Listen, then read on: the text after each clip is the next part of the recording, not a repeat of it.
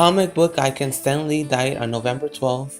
The creator of Spider-Man, The Hulk, Iron Man, and the Fantastic Four, among others. Lee was a giant in the world of superheroes and villains.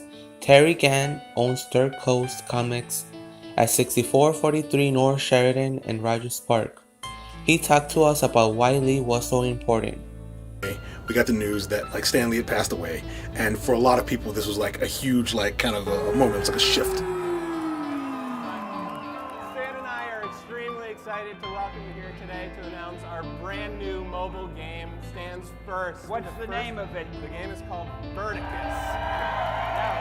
Verticus versus the Obliterator, and you heard it first here. Like a creator of comics who was basically responsible for, I don't know, a good like large percentage of pop culture in our lifetime had passed away, and to me it sort of marked like this sort of a passing of the torch, because now Stan Lee was gone and Jack Kirby was gone, Gil Kane. There's so many creators who helped create the Marvel Universe and sort of like who helped give us characters like, you know, Spider-Man with Steve Ditko and the Fantastic Four with Kirby, and like so many creators were gone now that you really kind of had this era sort of like passing. Now the beauty of Stan Lee and what was really important about him was he was able to promote an entire industry out of like largely nothing. Like comics were huge in the 40s and they were less as important in the 50s, but like once you got to the 60s, the golden age of comics was over with, right? We kind of hit a point where there had to be something, but that no one really knew what could be that next thing, and it was Stan who kind of gave us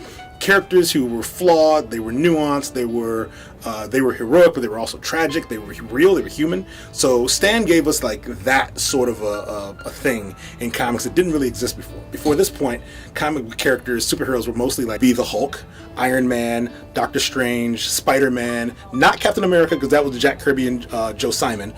The original X-Men, so not all of them, so you get like, you know, Cyclops and the Beast and Iceman, Jean Grey, yes, Professor Xavier, yes, Magneto, yes. They were a lot of paragons of virtue.